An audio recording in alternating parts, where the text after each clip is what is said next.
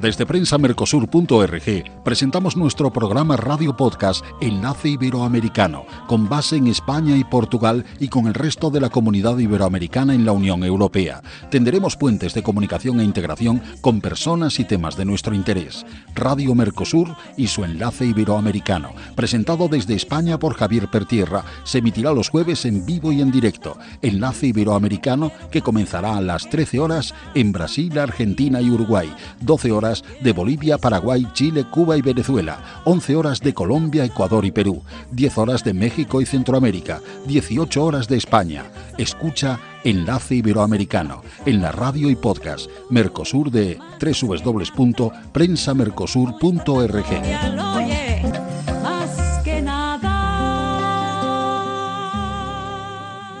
Hola, muy buenas audiencia de Enlace Iberoamericano dentro de Radio Mercosur y Prensa Mercosur. Hoy tenemos un programa especial aquí emitiendo desde Españita, desde Madrid.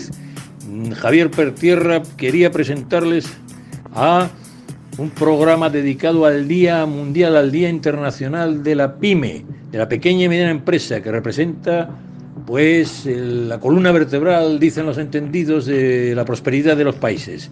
Y hoy tenemos como invitado protagonista a don Alberto González Menéndez, que no solo es director general de un movimiento empresarial, de una federación empresarial de España, la FADE, Federación Asturiana de Empresarios, sino que es miembro de la Junta Directiva y del Comité Ejecutivo de la CEPIME, de la Confederación Española de Pequeñas y Medianas Empresas. Con él hablaremos largo y tendido sobre este día y esta dinámica importante de los retos de la pequeña y mediana empresa en Iberoamérica.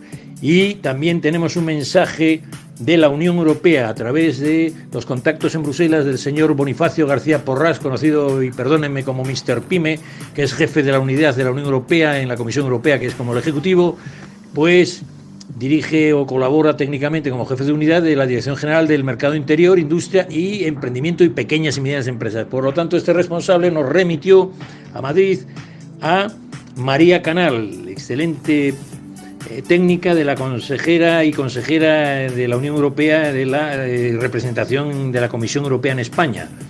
Es consejera económica de la representación de la Comisión Europea en España, repito. Y esta persona, María Canal, va a dejar un mensaje al cual agradecemos esa atención que ha tenido con nosotros específicos para este programa. Y con el agradecimiento a María Canal, pasamos a escucharla y escuchemos un mensaje y seguiremos con el invitado. Escuchémosla, por tanto, desde nuestra grabación y adelante, redacción. Muy buenas. Soy María Canal, consejera económica de la representación de la Comisión Europea en España. Es un placer saludar a los oyentes de Enlace Iberoamericano. Siempre es buen momento para agradecer a las pequeñas y medianas empresas el papel fundamental que desempeñan en la Unión Europea. Pero hoy, con motivo del Día Internacional de la Pequeña y Mediana Empresa, más que nunca, es importante reconocer el importantísimo rol que las pymes desempeñan a la hora de impulsar un crecimiento integrador, el empleo, la innovación y la sostenibilidad en Europa. Las pymes son la columna vertebral de nuestra economía. Representan el 99% de todas las empresas y proporcionan empleo a más de 85 millones de ciudadanos. Su impacto va mucho más allá de estas cifras. Constituyen el núcleo de la innovación y el espíritu emprendedor de Europa, contribuyendo a que nuestra economía sea más sostenible y más digital. Por ejemplo, las pymes son esenciales para un crecimiento integrador. Ofrecen oportunidad de empleo a una parte significativa de la población, incluidos jóvenes, mujeres y personas que pertenecen a grupos que a menudo se encuentran con más obstáculos a la hora de incorporarse al mercado laboral. También contribuyen a una distribución más equitativa de la riqueza en toda la Unión Europea, ayudando a aliviar la pobreza y a mejorar el nivel de vida, especialmente en regiones menos desarrolladas. En términos de empleo, las pymes proporcionan alrededor de 2/3 del empleo total del sector privado. Invierten en la formación y desarrollo de sus empleados, mejorando así sus capacidades y su empleabilidad, y esto es esencial para que tengamos un mercado laboral competitivo y dinámico. Además, muy a menudo son las pymes las que se encuentran a la vanguardia de la innovación, desarrollando nuevos productos y servicios que satisfacen necesidades en mercados emergentes. Contribuyen a crear y expandir nuevos sectores industriales en la Unión y a menudo colaboran con universidades, centros de investigación y con otras empresas, fomentando ecosistemas dinámicos de innovación. En el contexto de la sostenibilidad, las pymes están muy bien situadas para adoptar y aplicar prácticas más sostenibles, como por ejemplo medidas de eficiencia energética y el uso de recursos renovables. Lideran el desarrollo de tecnologías ecológicas y productos sostenibles en consonancia con el compromiso que ha adquirido la Unión con una economía más verde a través del Pacto Verde Europeo. Desde su inicio, la Unión Europea se ha comprometido a apoyar a las pymes en todas las fases de su desarrollo, desde su creación hasta su crecimiento y expansión a empresas de mediana capitalización. La Unión Europea promueve el emprendimiento de las mujeres, facilita el acceso a personal cualificado y apoya la innovación a través de diversos programas de financiación, iniciativas de investigación y colaboración entre entidades de diversos estados y de apoyo a la transformación digital a través de políticas que favorecen medidas para el desarrollo de capacidades. Ahora mismo, en este contexto de cambio de ciclo político, la economía de la Unión Europea se enfrenta a un enorme reto, a la necesidad de un cambio radical para seguir siendo productiva y competitiva a escala mundial, así como para lograr la neutralidad climática de aquí al año 2050. Nuestros 25 millones de pymes no pueden ser únicamente seguidores pasivos de esta ambición. Al contrario, deben ser ellas los líderes del cambio que la Unión Europea necesita con tanta urgencia.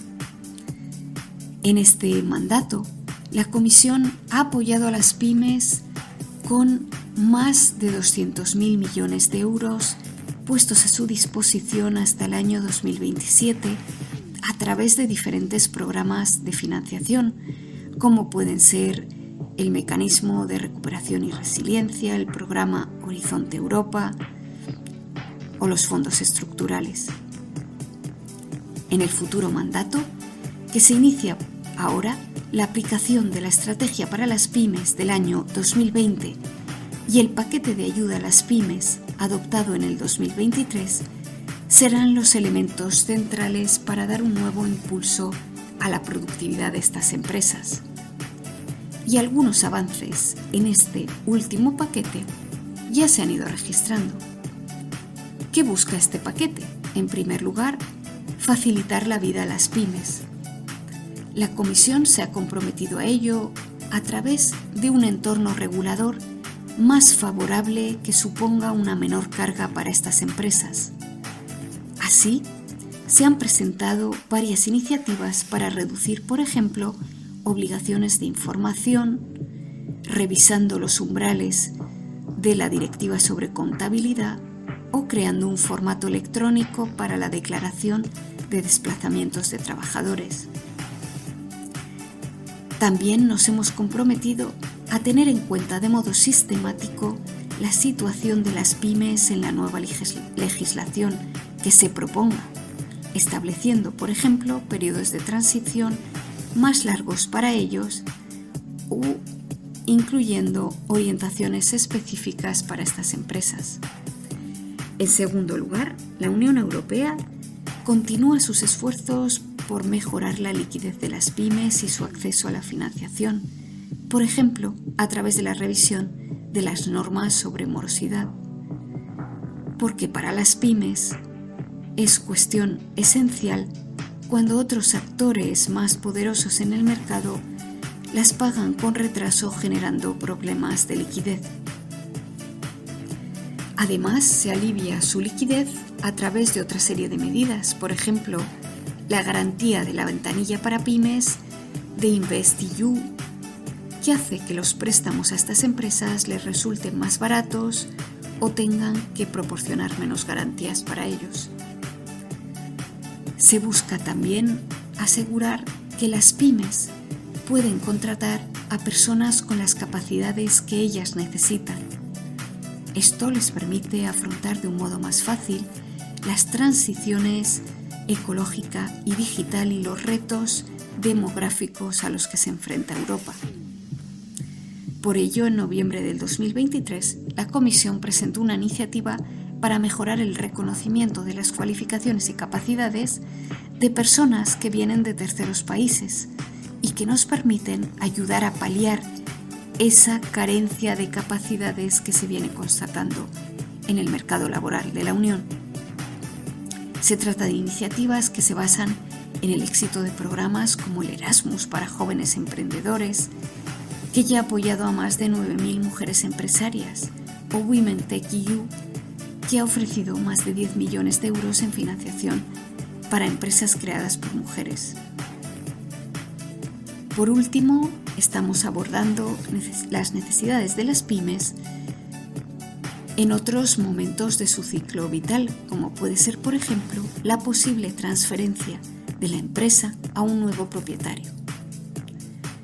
Con todo esto, queremos simplemente recordar y reiterar nuestro firme compromiso de acompañar a nuestras pymes, la médula espinal de nuestra economía, en todos los momentos de su ciclo vital y a la hora de enfrentar este reto de una mayor competitividad en la economía europea. Muchas gracias. Hola, muy buenas tardes, oyentes del Radio Podcast Enlace Iberoamericano dentro de Radio Mercosur y del diario online prensamercosur.org, que tenemos dos hermanos podcast, como son el Enlace Sudamericano, que se emite desde la otra orilla de Latinoamérica, y esta se emite desde España, y la Unión Europea, donde la comunidad latina pues ya es una minoría mayoritaria.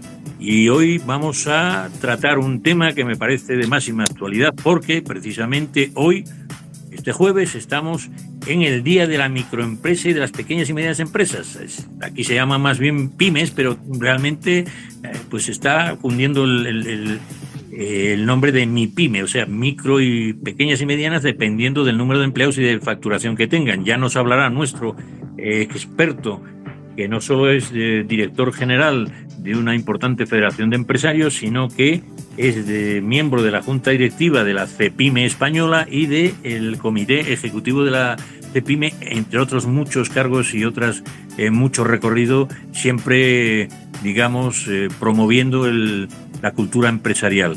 Don Alberto González Menéndez es nuestro invitado hoy de lujo, porque nadie mejor que él, sinceramente, para el Día Mundial de la Pyme, declarado como tal por la Asamblea de las Naciones Unidas el 27 de junio del 2017. Por lo tanto, hoy tenemos un invitado protagonista de excepción y un tema de máxima actualidad.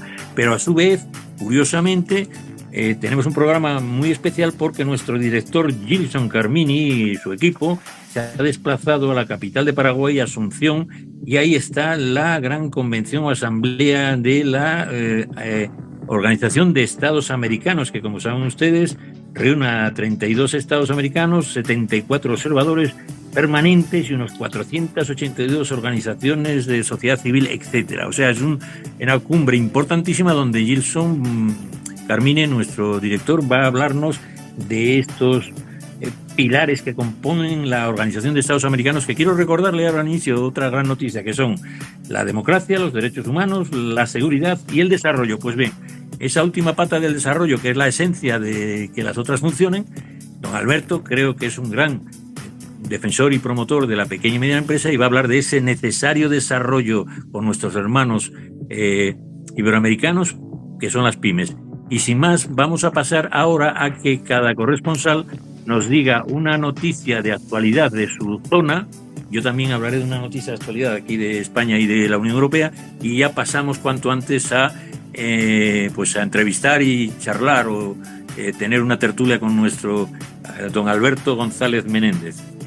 Si me permites, tenemos a Brigitte, creo que tenemos a Brigitte en Miami, con siempre ese podcast de Women Talk, o sea, defendiendo a la mujer emprendedora y empresario desde el ámbito latinoamericano. Es colombiana, su marido es un gran economista también colombiano, y desde Miami, de la Unión de Estados Unidos, puedes comentarnos lo que veas pertinente como noticia de actualidad, querida Brigitte. Bueno, yo nada más les quiero compartir a todos los que son ambientalistas en este foro, que espero que sean todos, ¿no?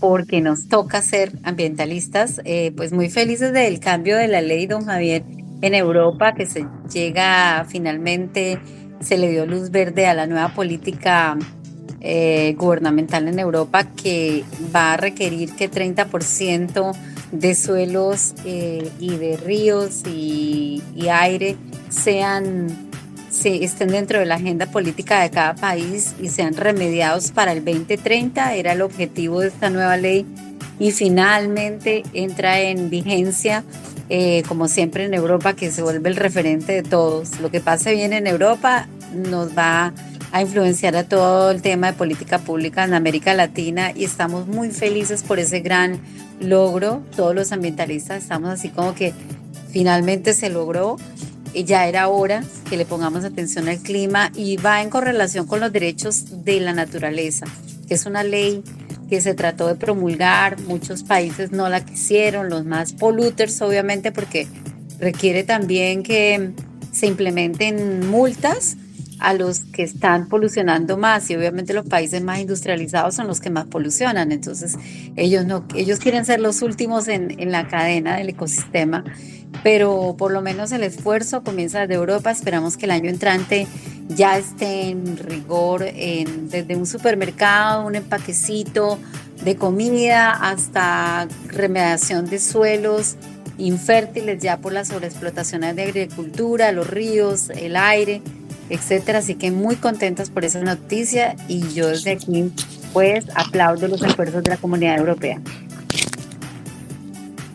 Muchas gracias, Brigitte, y bueno, pues sigues ahí, que yo creo que con esa medida que tú tienes de promover a la mujer emprendedora, pues seguro que tienes alguna pregunta que cuestionarle a nuestro Alberto. Y ahora comentamos con Gilson Carmine, nuestro director, que está en Asunción, en esta cumbre importantísima, me parece que de la Organización de Estados Americanos, OEA. Dígame, don Gilson. Muchas gracias, Javier. Bienvenido a nuestro querido Alberto. Un abrazo ahí para todos los oyentes de Radio Mercosur. Fuerte abrazo también para Brigitte Ripamonte ahí desde Miami. Y bueno, como tú explicaste, estamos acá en la 54ª Asamblea General de la OEA, que se está realizando acá en la ciudad de Asunción. En ese momento nos dirigimos a una sala en privada para exatamente poder hacer esse importante podcast que va a traer muchísima información, principalmente sobre los Estados americanos, ¿no? La Organización de Estados Americanos instaló ese miércoles pasado su 54ª Asamblea General con atención centrada a Bolívia. Una asamblea que era para debater vários temas, foi centrada e foi desviada a atenção devido ao intento de golpe de Estado contra o governo do presidente Arce. Não, o secretário-geral da OEA, Luis Almagro, declarou que os golpes de Estado que han significado tortura, desaparições forçosas e também execuções e assassinato não devem ter nunca mais lugar em América Latina. Debemos ser capazes de darles a nuestras democracias las mejores, lo que hay en nuestra institución, las mejores soluciones a la gente, no hay lugar para eso, dijo en su discurso de abertura el secretario Luis Almagro. También es importante mencionar que nosotros como delegados hemos intervenido en la mesa de los pueblos originarios y también del comercio exterior entre ALADE y Mercosur, donde parece que el rompecabezas no está completamente dibujado para encajarse una con la otra, ya que hay determinadas leyes y tratados que no son cumplidos y dentro de todo eso los perjudicados siempre son los empresarios y posteriormente nosotros que adquirimos productos con un precio mucho más caro de lo que se debe tener acá en América del Sur. También nosotros hemos en esa sesión defendido la parte principal de la naturaleza como un símbolo que Paraguay tiene por sus bosques, selvas y también su naturaleza predominante acá dentro de lo que es América del Sur.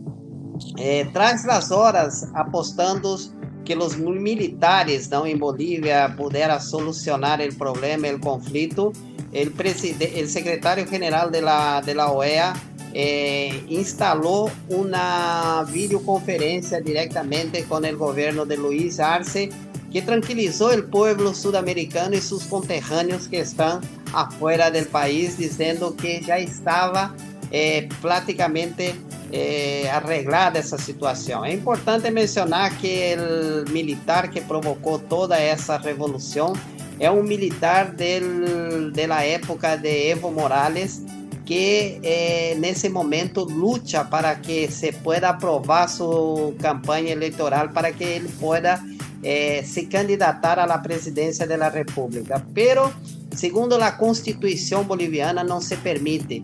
Y la amenaza que le hizo fue: el pueblo decidirá, no la Constitución.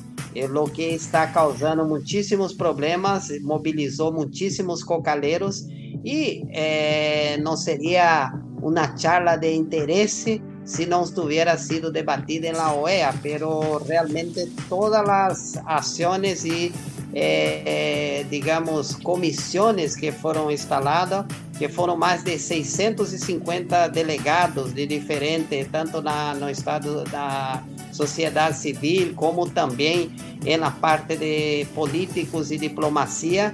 El presidente del Paraguay puso como lo próximo candidato a su ministro de Relaciones Exteriores para que se candidate como secretario general de las Organizaciones de los Estados Americanos. Bueno, esas son algunas informaciones.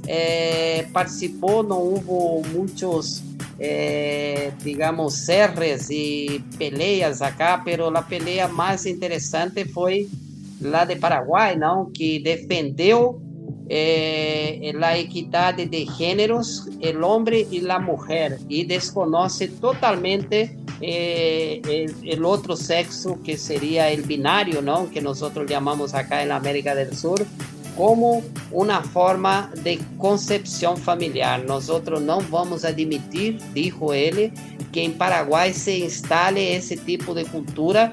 Acá nosotros tenemos hombres y mujeres y continuará así hasta que Paraguay sea lo que nosotros anhelamos, un país digno para todas las familias. Entonces fue una dura crítica a países que aprueban el matrimonio entre hombres y hombres o entre hombres y mujeres. Esa sesión él fue muy aplaudido por todos los que estaban ahí y condenó a todas las instituciones que intentan poner ese tipo de cultura en la América del Sur.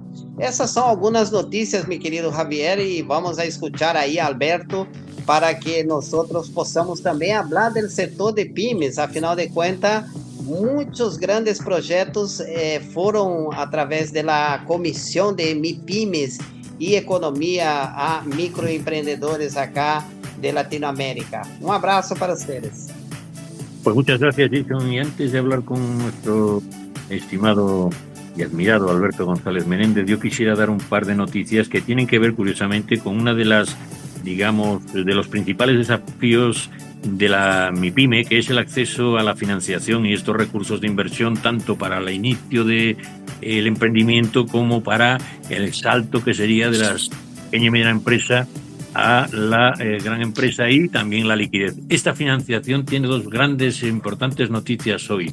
La primera es que el BBVA, una de las grandes bancas mayoristas de España, quiere crecer sobre todo en Brasil y Chile, pero presentó ante 200 inversores institucionales su plan de crecimiento, ya le digo, ayer en América Latina, y quiere ser referencia en las áreas en las que opera. Por ejemplo, el BBVA es sin duda tiene uno de los mayores mercados en México. Su mayor negocio en Latinoamérica en México, es el mayor banco del país, y esta entidad quiere aprovechar esa posición única que tiene en América Latina para llegar a muchos más clientes, sobre todo, ya digo, operando en dos geografías. Aquí estoy viendo que dice Rodríguez Soler, su presidente de la entidad, que está presidida por Carlos Torres, y que comenta que son dos geografías con un encaje natural en el resto de Latinoamérica. Esa apuesta por Brasil y por la banca mayorista dicho vector señala aquí que creció un doble dígito en el 2023 solo en Latinoamérica. Pero a la vez que el BBVA refuerza esas posiciones, el Santander impulsa también este modelo global con una base tremenda de transformación de sus negocios, sobre todo en Latinoamérica, aunque también tienen en Inglaterra y en Estados Unidos, y bajo un lema corporativo de "es el momento", o en brasileiro, comienza agora. Gilson, tú lo pronunciarás mejor que yo. Comienza agora. También en inglés, "It start here". Este es el momento, esa estrategia de marca que gira frente al lema corporativo, repito, es el momento. ¿Qué quiere intentar? Pues que estos negocios globales, unificarlos en una, digamos, sintaxis o narrativa única, y que esa suma sirva para que estas bancas que tienen de negocio minorista y sobre todo de empresa, que es la clave de la bóveda de la mayor dimensión que tiene el Santander, crezca muchísimo en Latinoamérica. O sea, que estamos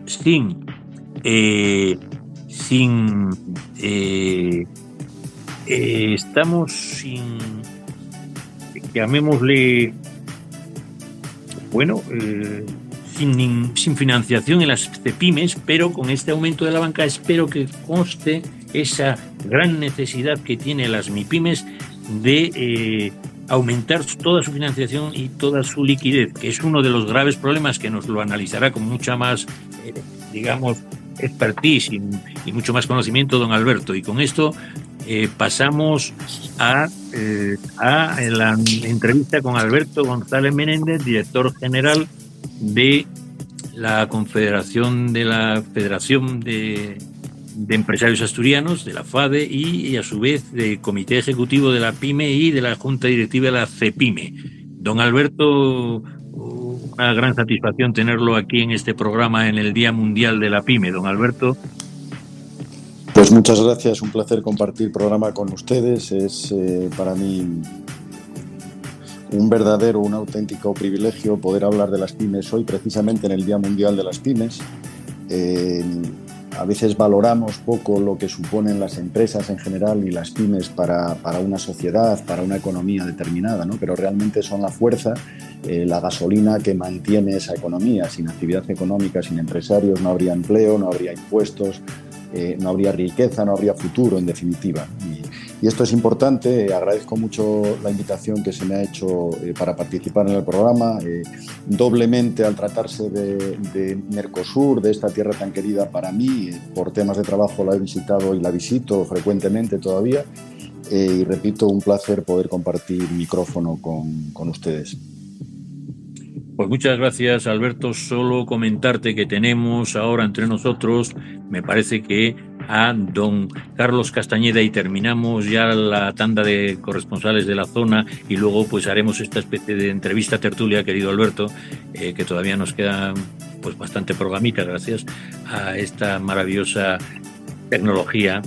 Y don Carlos Castañeda, que ya sabes que ahora nosotros defendíamos mucho la belleza de Colombia como tierra extraordinaria y, curiosamente, don Carlos nos dio en el anterior programa una exclusiva, que es que el gobierno colombiano ha puesto como eslogan de su, llamémosle, promoción turística de gobierno, pues el país de la belleza. Dígame, don Carlos Castañeda, el hombre más raudo y veloz de Bogotá a nivel periodístico.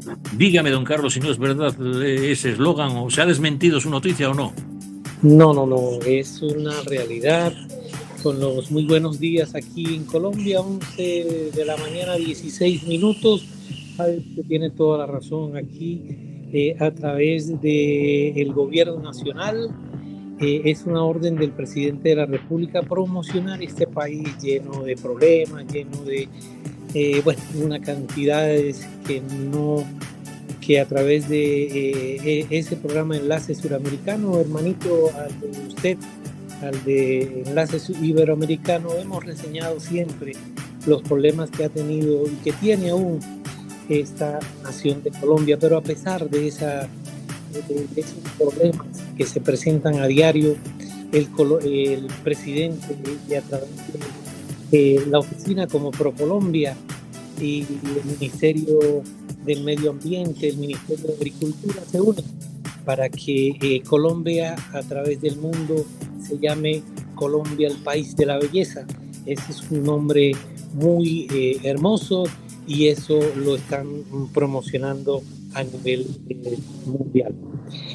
Javi, pues le comento noticias de Colombia. Hablemos de la OCDE, que destaca de la economía colombiana, la disminución de la inflación, el desmonte de los subsidios a combustibles y la prudencia fiscal. La OCDE destaca aspectos positivos que ha tenido la economía colombiana, como la disminución de la inflación, el desmonte de los subsidios de los precios a los combustibles como parte pues de esa responsabilidad y la prudencia fiscal que ha realizado el gobierno del presidente Gustavo Petro.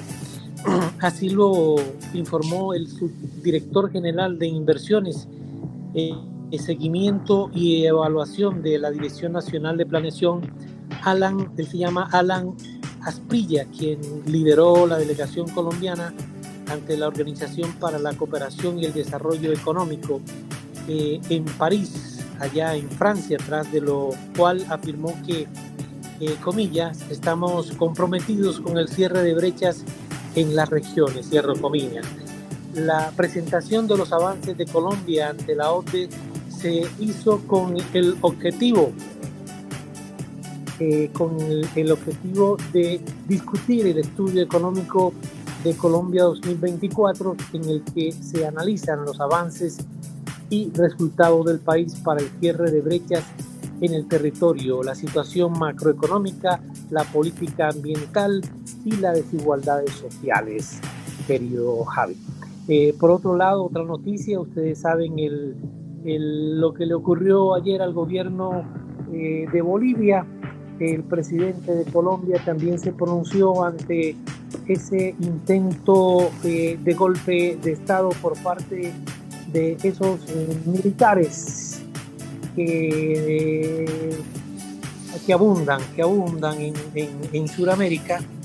Para no extenderme en el tema, militares golpistas, y pues no resultó ese golpe de Estado que se planeó en el día de ayer en el hermano país de Bolivia. Creo en la OEA debe crear en la Corte Interamericana, esa es la idea que viene desde este gobierno colombiano. Dice que creo que la OEA debe crear en la Corte Interamericana de Derechos Humanos una sala de juzgamiento de personas que realicen golpes contra el voto popular. Así lo propuso este presidente, Gustavo Petro, ante el fallido golpe en Bolivia. En un mensaje publicado en su cuenta de X, el mandatario colombiano expresó: la democracia contra el fascismo, el camino de América es de la libertad. Somos tierra de libertad, aquí no germinan las tiranías ni las dictaduras. Lo anterior, el jefe del Estado, y culmino con esto, expresó en la misma red social su total rechazo al intento de golpe militar en Bolivia e invitó a todo el pueblo boliviano a la resistencia democrática. 11 de la mañana, 21 minutos aquí en Colombia, con un clima muy agradable aquí en la capital de la República de Colombia, que se llama mi querida Bogotá. Javi. Muchas gracias, Carlos Castañeda, y me alegro que tus noticias esta vez sean más positivas. También decirle a don Alberto que quisiera, antes de comentarle a Lorena alguna pregunta sobre su zona, don Alberto, yo quisiera que usted nos diera una entradita, un tentempié, porque esta cultura de empresa que usted siempre ha defendido y desde una óptica técnica en sumo grado, pero también sabiendo que la mejor política económica, y usted es un grandísimo economista y además que lo predica y practica en el campo de la empresa, esa política económica para usted es la clave, es favorecer la cultura de empresa, o me estoy equivocando yo y usted dirá, don Alberto. Bueno, una empresa por naturaleza y por características, en definición, es un ente complejo, ¿no? Y es un ente al mismo tiempo muy sensible. Por lo tanto, cualquier tipo de regulación que afecte al funcionamiento normal de las empresas, a la organización de todos sus factores productivos, a la legislación por la que se rige, hay que medirla mucho, porque las consecuencias que puede tener en el sistema de organización del país es muy alta, ¿no? En estos momentos yo puedo hablar de la situación de lo que estamos viviendo en España, pues podríamos decir que no percibimos que haya una sensibilidad alta en relación con lo que afecta al mundo de la empresa, ¿no? Estamos viviéndolo todos los días. De hecho, hoy mismo ha salido una polémica que lleva ya varias semanas porque el gobierno quiere reducir por ley el tiempo de trabajo. En España el tiempo medio de trabajo por ley es de 40 horas semanales. El gobierno quiere rebajarlas este año a 37 horas y media y para el año próximo a 35, sin que se les dé a las empresas posibilidades de ajuste también en sus costes laborales, ¿no? Que es uno de los mayores problemas que tienen las pymes en este momento en España. Para que se hagan una idea, los oyentes, en los 10 últimos trimestres los costes laborales en España han crecido de forma consecutiva e ininterrumpida, y el crecimiento medio del coste laboral en nuestro país tiene unas tasas de incremento medio anual, repito, no en el conjunto del periodo, sino medio anual del 5%, algo que no ocurría desde hace muchos años, en concreto desde el año 1994, años convulsos en España en aquel momento, no ocurría esto, ¿no? Entonces, bueno, hay que tener mucho cuidado con la política económica que tenga efectos directos o indirectos sobre el ámbito de la empresa, ¿no? A lo que estamos acostumbrados en este momento es a, pues esto, decretos que además se regulan de una forma muy particular, no a través de una ley que debe ser debatida en el Parlamento y por lo tanto conocida por todas las fuerzas políticas y también que también pueden aportar su visión sobre la misma, sino que normalmente suele regularse por decreto temas de alta sensibilidad, como puede ser el que ya he citado, que son los costes laborales, o temas de determinado tipo de incorporaciones legales al ámbito o al mundo de la empresa, hurtando a dos representantes soberanos que en España han soportado en gran parte la transición, aunque suene un poco grandilocuente, así ha sido, que son los representantes de los empresarios y los representantes de los trabajadores, que de forma natural en el ámbito de la negociación colectiva establecen las condiciones de relación que afectan al trabajo diario, pues salarios, que es otro de los problemas que hemos tenido. El salario mínimo interprofesional ha crecido en España de una forma, en mi opinión, disparatada, alcanzando pues prácticamente el 60% en los últimos 6 años, el 60% en los últimos 6 años, ¿no? Con crecimientos ininterrumpidos, y aún ahora se están poniendo sobre la mesa más todavía crecimiento.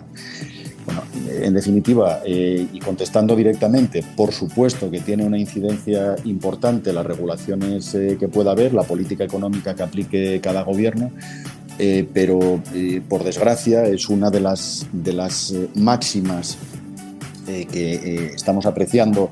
Repito, hablo de lo que conozco, que es nuestro país, que es que se invoca la necesidad de que las pymes sean atendidas, y se les adorna diciendo que son un activo fundamental para el país, pero la realidad es que las necesidades de las pymes no son suficientemente tenidas en cuenta al abordar políticas y reformas que en numerosas ocasiones suponen nuevas cargas administrativas e incremento de costes para las empresas, y que incluso en muchas ocasiones ponen en riesgo su viabilidad. Pues qué razón tiene Alberto, creo que es incontestable lo que tú señalas. Y yo también, entre otros hándicaps o problemas que tiene la pyme, se me ocurre también, además de eso que hablamos de la financiación, el marco regulatorio y burocrático, esa cierta asfixia que hace que pues, por ejemplo, favorezca de alguna manera un cierto absentismo. A mí me gustaría que a nuestros hermanos latinoamericanos comentabas que ese exceso, digamos, de regulación, ¿tú no crees que frena un poco este impulso que ahora necesita tanto las empresas para abordar el ámbito que viene de digitalización y de nuevas aperturas de empresas ante este nuevo mundo que se abre, esta nueva era, llamémosla de la llamada digital? ¿No crees que ese marco regulatorio es excesivo? Bueno, por supuesto que lo creo, no es que lo crea, es que estoy convencido, y estamos denunciando continuamente desde las organizaciones empresariales, desde CEPIME, COE, desde la propia Federación Asturiana de Empresarios, esta situación, ¿no? Voy a dar algunos datos que quizás no sean muy conocidos, pero son los últimos que tenemos. Por ejemplo, en el año 2022 se aprobaron en España, solamente en España, se aprobaron 849 nuevas normas que afectan al funcionamiento normal de las empresas. 849 nuevas normas, ¿no? Don Alberto, un segundo, solo decirte que para que nuestros oyentes se aclaren, también estamos sujetos a un marco que es incuestionablemente también dificultoso, de la Unión Europea, ¿no? Que quede claro. Ahí voy. Es que en el ámbito de la Unión Europea se aprobaron en ese mismo año 2.249 normas que afectan al funcionamiento de las empresas. Solamente leerse toda la normativa ya requiere que haya 2-3 personas en cada empresa para abarcar todo esto. Pero además, como saben nuestros oyentes, España es un país que tiene una estructura cuasi confederal, ¿no? Hay 17 comunidades autónomas, y estas comunidades autónomas tienen capacidad para regular, para hacer sus propias normas, ¿no? Ese año hubo 340 nuevas normas que afectaron al ámbito de las empresas, ¿no?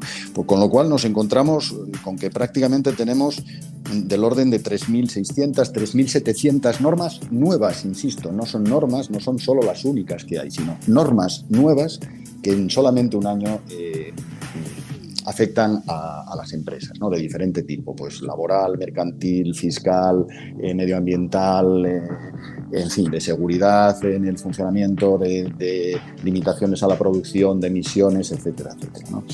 Es cierto que hay que controlar la actividad, que no puede ser el todo vale, estamos de acuerdo con este planteamiento, nadie lo discute, pero no es menos cierto que hay que, repito, a la hora de plantearse nuevas políticas, de plantearse legislaciones que afectan al quehacer diario de nuestras compañías, fundamentalmente a las de pequeño y mediano tamaño, que en España, pues para que nos hagamos una idea, son el 99% de las empresas españolas son pymes, tienen menos de 250 trabajadores, el 90 y casi 8% tienen menos de 10 trabajadores, y esos son los que, esas empresas son las que constituyen el grueso de nuestra economía, ¿no? Simplemente enfrentarse a esta regulación es un acto casi de heroísmo prácticamente, ¿no? Cumplirla tiene además, o incumplirla, mejor dicho, tiene además consecuencias, en el caso de España, que pueden ser muy gravosas, lógicamente, porque se están vigilando continuamente por parte de las autoridades. Y ese es un primer problema, ¿no? La maraña legislativa que afecta al mundo de la empresa. El segundo problema es otra maraña también, que es la administrativa, la burocracia, ¿no? Es inconcebible que con la tecnología que existe en este momento y la capacidad de gestión que las nuevas herramientas, fundamentalmente informáticas, ponen a disposición de todo el mundo, los procedimientos administrativos se dilaten en el tiempo de forma más allá de lo estrictamente necesario, ¿no? Esto es algo que nosotros estamos trasladando también a las administraciones públicas. Hay que ser mucho más comprensibles. Entendemos que cuando hay procesos que son complejos o que tienen algún tipo de trascendencia desde el punto de vista medioambiental, por ejemplo, o que requieren inspecciones técnicas porque haya riesgos en su funcionamiento o tengan derivadas, digamos, delicadas o peligrosas, tiene que haber una inspección previa. Pero hay procedimientos que están funcionando en algunos países de la Unión Europea o por ejemplo, americanos también, que son los de la declaración responsable, en virtud de la cual las empresas que saben perfectamente qué legislación deben cumplir pueden desarrollar sus proyectos haciendo una declaración responsable que, como su propio nombre indica, quiere decir que son conscientes de que cumplen toda la legislación, y después, posteriormente, las administraciones públicas hacen una comprobación para certificar que efectivamente así es, ¿no? En fin, son temas, repito, que desde el punto de vista del legislador o de quien administra, de los funcionarios públicos, no están suficientemente entendidos e incorporados a su acervo de funcionamiento, ¿no? Pero que condicionan de una manera algunas veces excesiva y brutal el funcionamiento de las empresas, que retrasan la entrada de nuevos proyectos en vigor, que suponen, por lo tanto, una merma de la riqueza nacional, y algo que es mucho más importante, que en un mundo global aquellos países que se ven afectados por estas dinámicas tienen desventajas comparativas respecto a aquellos otros que no la tienen, que también es muy importante. Pues Alberto, has presentado un panorama que debemos de tomarnos en serio, porque hoy los retos de competitividad son necesarios para mantener pues todo el estado de bienestar que en la Unión Europea y sobre todo en España tenemos. Y se me ocurre también que hay un punto que tú eres un gran defensor de esa promoción y formación y educación, que deberían de respetar ese mercado laboral para que favoreciera la necesidad del talento y, en cualquier caso, ese mercado laboral que necesitas de la formación dual, que tú nos puedes hablar y sabes, eres un experto en todo el tema de formación y adopción de nuevas herramientas para las empresas. Pues yo quiero hacer la pregunta en concreto, que nos des tu punto de vista y tu opinión sobre esta colaboración que debería haber universidad-empresa y esa formación. ¿Hasta qué punto crees tú que está flaqueando? ¿Qué opinas de este mundo de la formación vinculado a la empresa, en particular a la micropyme?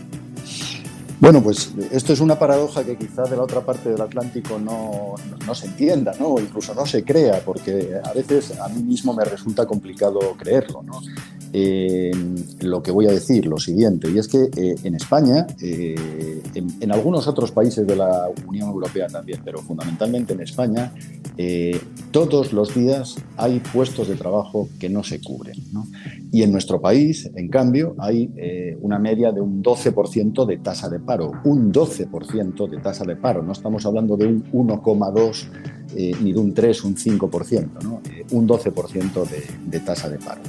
Parece inconcebible que haya necesidades por parte de las empresas, en este caso de todos los tamaños, grandes, medianas y pequeñas, y de prácticamente todos los sectores, porque esto es algo novedoso.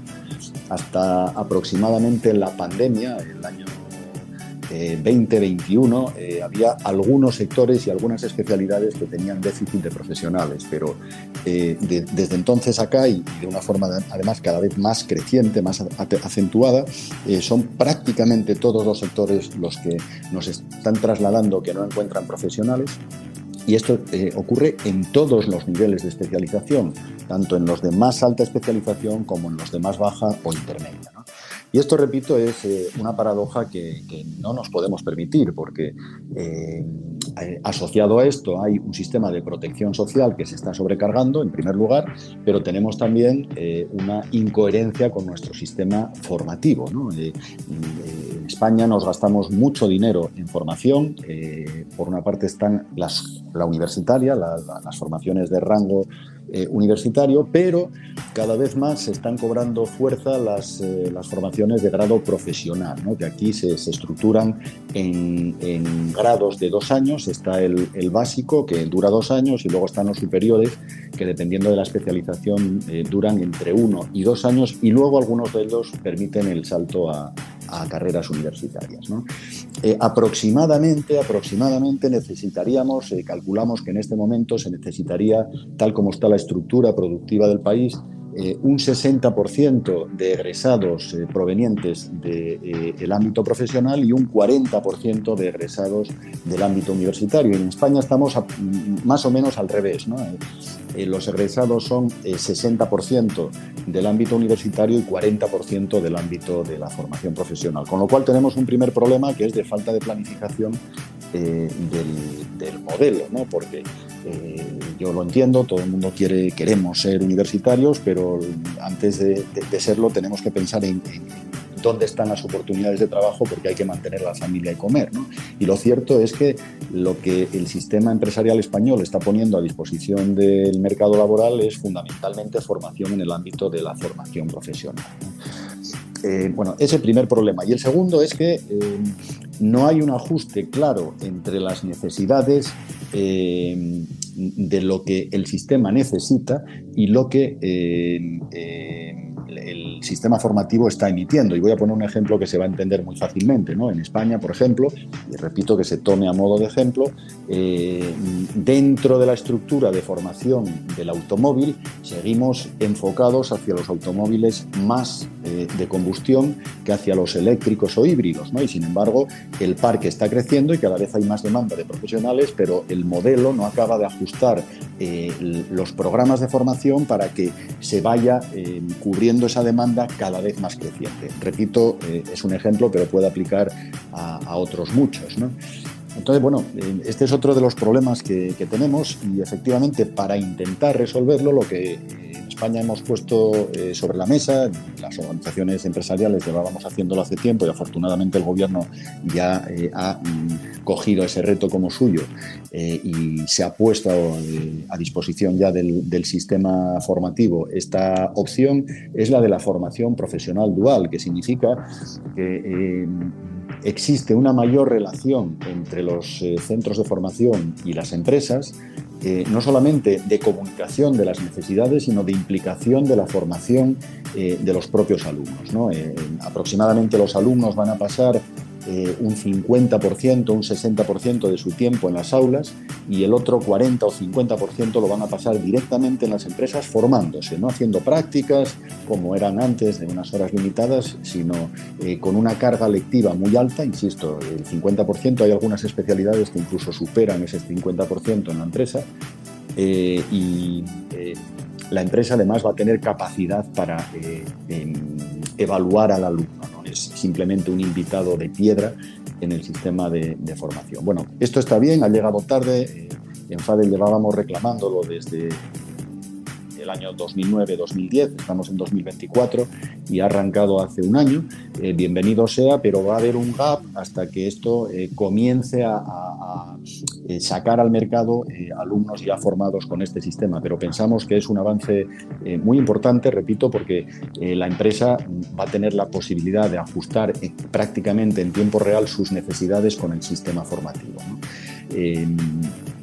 Vamos a ver cómo evoluciona, pero estamos muy ilusionados con este nuevo sistema de formación. Pues me parece que, como ven nuestros oyentes, don Alberto González Menéndez saca a relucir datos contestables y argumentos difíciles de combatir. Y entonces yo me pregunto, estimado don Alberto, o Alberto, que es muy joven todavía, creo que frente a sus enormes responsabilidades, pues me atrevería ahora mismo a introducir un pequeño, digamos, trufar un poco el programa y decirle que usted para que nuestros oyentes den cuenta de su conocimiento, usted empezó hace cuándo a entroncar y a ser un técnico y responsable de, digamos, de las asociaciones empresariales. ¿Cómo fue un poco su carrera vinculado al mundo empresarial en el sentido de técnico de estas asociaciones que representaban a estos pequeños, medianos empresarios y grandes? Dígame cómo empezó su carrera vinculándose al mundo de la cultura de empresa. Bueno, pues realmente yo antes trabajaba para la otra parte contratante, digamos, ¿no? Para los gobiernos. Soy economista, como ha dicho antes, mi especialidad es desarrollo y análisis económico, y trabajé inicialmente en la Oficina de Estadística de Asturias. Allí aprendí técnicas de análisis, y además tuve la oportunidad de desarrollar técnicas de análisis estadístico y económico que me han servido a lo largo de mi vida mucho. Después me contrató el gobierno regional asturiano como economista, como técnico asesor en materia económica. Estuve 3 años trabajando con ellos, completé mi formación además con una serie de stages en escuelas tanto nacionales como internacionales, y luego surgió la oportunidad de trabajar en la Federación Asturiana de Empresarios.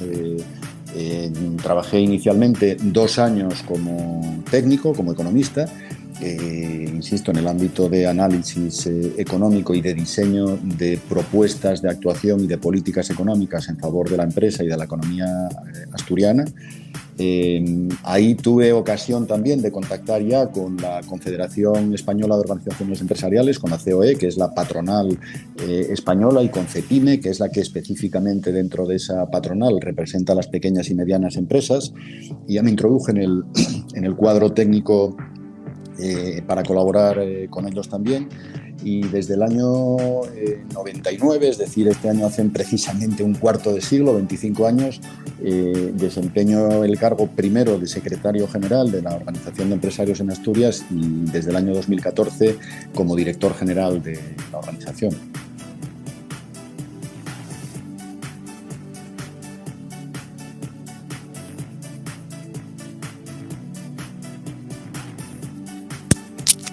Sí, se me oye. Que usted colaboró, se me olvidaba comentarle que usted colaboró con la cátedra Jean Monnet de la Unión Europea y que realizó cursos de posgrado y colaboró con universidades de California como la Berkeley Round the Table, ¿no? Que tiene usted además una preparación internacional, además de que ahora también ha tenido que ver mucho desde el Consejo Económico y Social y desde la dirección ejecutiva o el comité ejecutivo de la CEPIME con llamémosle, Comité Económico y Social Europeo. O sea, que usted también tiene una proyección internacional y que saben bastante bien cómo comparativamente cómo se trata la pyme, ¿no? Yo siempre suelo decir... Sí, dígame. Sí, que digo que, y perdón por la interrupción, pero es que no queda otro remedio, ¿no? Asturias es una región fantástica, preciosa, muy pequeñita. Somos 1 millón de habitantes y poco más de 10.000 kilómetros cuadrados, pero da lo mismo que estés en Europa, que estés en América o en las Bermudas, da lo mismo. En este momento el mundo es cada vez más global y hay que entender los procesos de formación de mercados, de diseño y producción, de distribución, que son globales. Estamos viendo cómo, por ejemplo, el conflicto en Israel, en la Franja de Gaza, está afectando a los tráficos internacionales y está teniendo un impacto tremendo en los tipos de interés, en la circulación de materias primas, en los costes de inputs de cualquier producción en cualquier parte del mundo, ¿no? La digitalización que en este momento nos permite, pues, por ejemplo, mantener esta conversación de ámbito transoceánico, y que al mismo tiempo permite que yo como profesional pueda estar prestando mis servicios a una compañía india, a una compañía americana o a una compañía neozelandesa sin moverme de mi casa, y aportando mis conocimientos, pues me exige como profesional, y creo que a cualquiera también, tener conocimiento de lo que está ocurriendo en el mundo prácticamente en tiempo real y tener también formación que nos permita abordar cada uno dentro de nuestras profesiones los retos de las mismas, ¿no? Que por cierto están cambiando a una velocidad tremenda y además están viéndose condicionadas también muy profundamente por la digitalización. Veremos qué ocurre y este es un tema que sería muy interesante para tratar quizá también en este ámbito del programa con la inteligencia artificial y la evolución probablemente exponencial que va a tener, que ya está teniendo de hecho en los próximos años en todos los sectores, ¿no? Entonces, efectivamente, bueno, ahora soy vocal del Consejo Económico y Social de España. A través del Consejo, precisamente acabo de llegar de Colombia, he estado allí con la Agencia de Cooperación Española, la ECID, hablando también de estas cosas, ¿no? De cuál es el futuro de América Latina y de cómo podemos compartir experiencias que nos permitan avanzar de una manera mucho más cooperativa entre nosotros y de una manera mucho más eficaz en una región que creo que tiene una capacidad de crecimiento espectacular. Y además me atrevo a decir, es una idea que me gustaría compartir también en este ámbito, que no está suficientemente bien atendida por parte de la Unión Europea en general y por parte de España en particular. Compartimos muchísimas cosas y pienso que si habláramos más, si colaboráramos más económicamente, el resultado sería win-win. Ambas partes ganaríamos muchísimo, ¿no? Hay otras zonas del mundo que se han dado cuenta de esta situación, por ejemplo China, y ha hecho un desembarco tremendo en América Latina, en detrimento de por ejemplo, la Unión Europea, ¿no?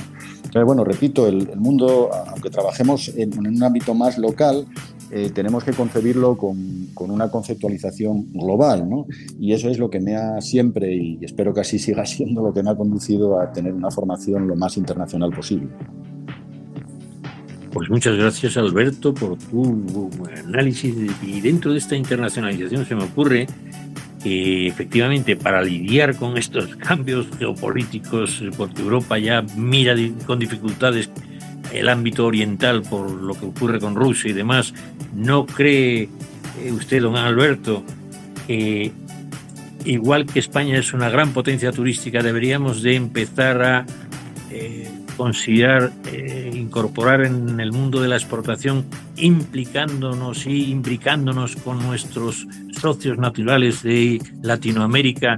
No solo que de allí para acá vienen unos enormes flujos de inversión, sino que fuéramos una especie de hub o de enlace, con perdón del programa, quiero decir, de vínculo de la Unión Europea por el idioma, por cultura y tal, y que seamos de la mano del tratado que se está, bueno, no sé, está paralizado, que es el de la Unión Europea, como usted sabe, y Mercosur, que hay un tratado que lleva 20 años desarrollándose y yo creo que hay intereses estratégicos y geopolíticos de Francia, de Alemania y otros muchos que lo están boicoteando, a mi entender, y tengo datos suficientes.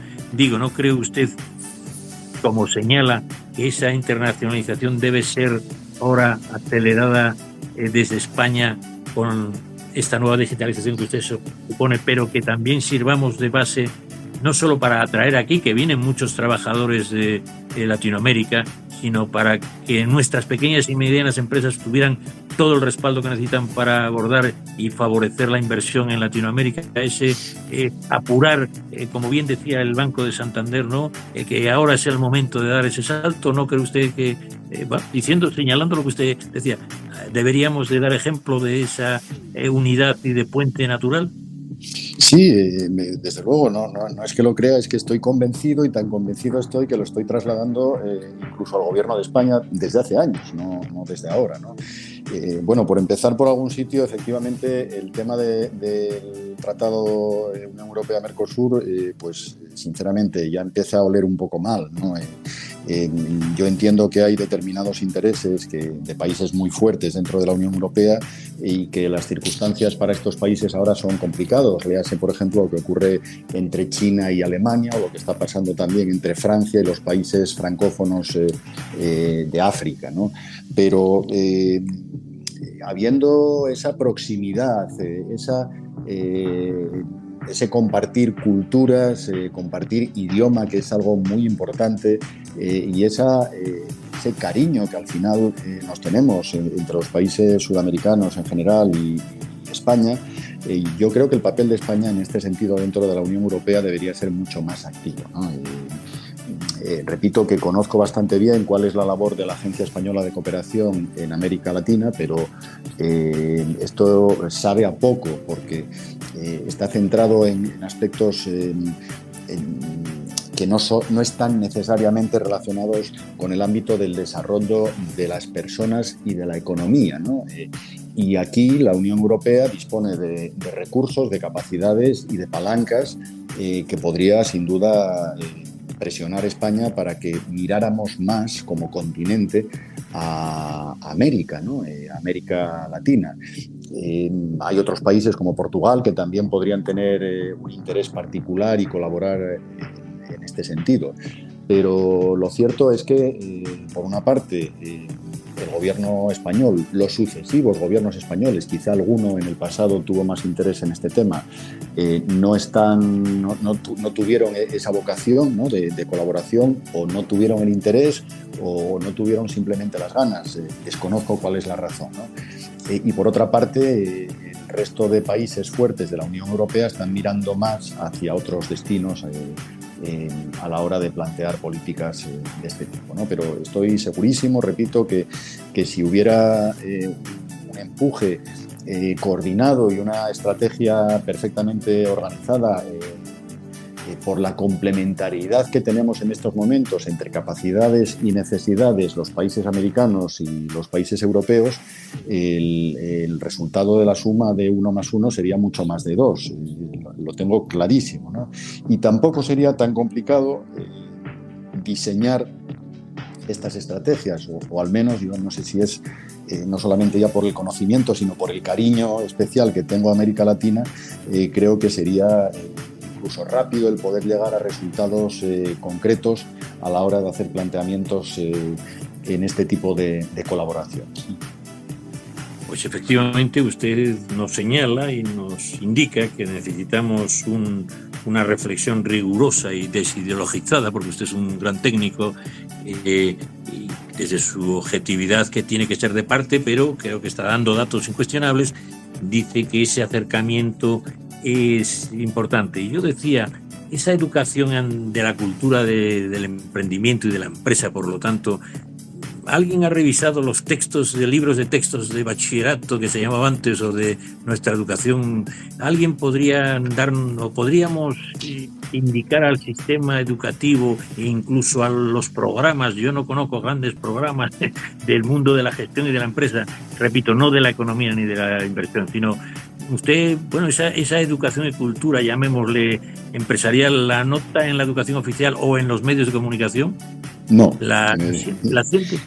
No, claramente no. España en particular no es un país que culturalmente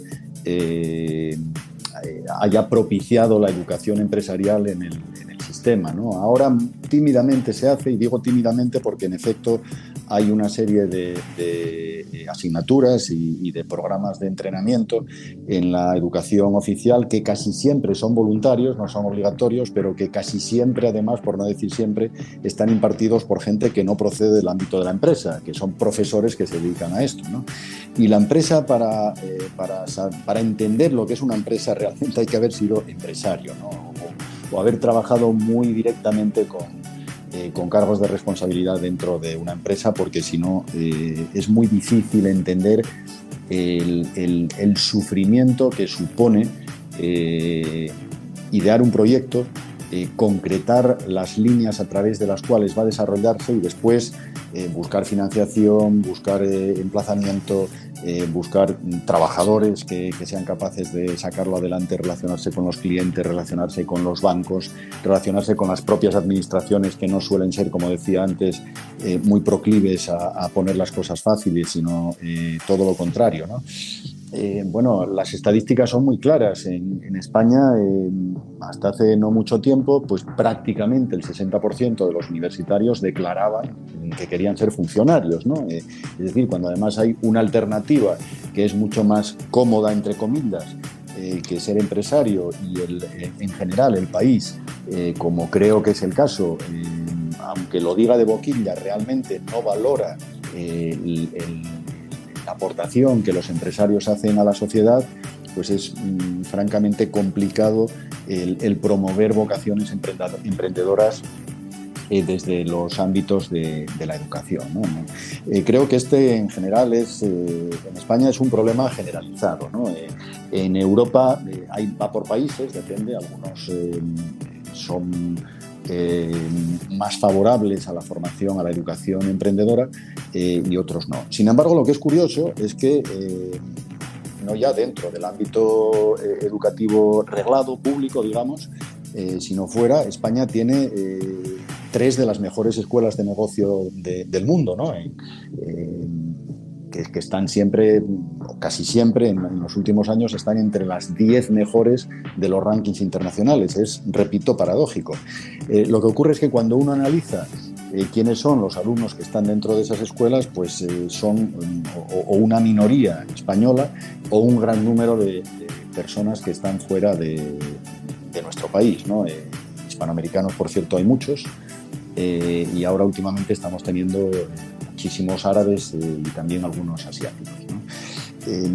Creo que si pusiéramos realmente como un objetivo prioritario, junto con otras cosas, pero la formación emprendedora en nuestro país se tomara realmente en serio, cambiaría mucho la perspectiva, ¿no? Lo que ocurre es que para eso, repito, y nosotros desde nuestra organización empresarial estamos haciéndolo, lo que hay que hacer es acercar el mundo de la empresa a los alumnos, a la sociedad en general, abrir las puertas de las empresas, que las personas que pasan por la calle le pierdan el miedo a ser empresario, le pierdan el miedo incluso a fracasar, que es una de las etiquetas que se les cuelgan a los empresarios, ¿no? Parece ser que tenemos la idea de que un empresario tiene que ser Superman o una empresaria y que nunca puede fallar. Al contrario, la empresa es lo más incierto que existe y por lo tanto los proyectos pueden salir bien, mal o regular, pero uno siempre aprende muchísimo de sus fracasos y de sus errores, y cuando nuevamente emprende seguramente evita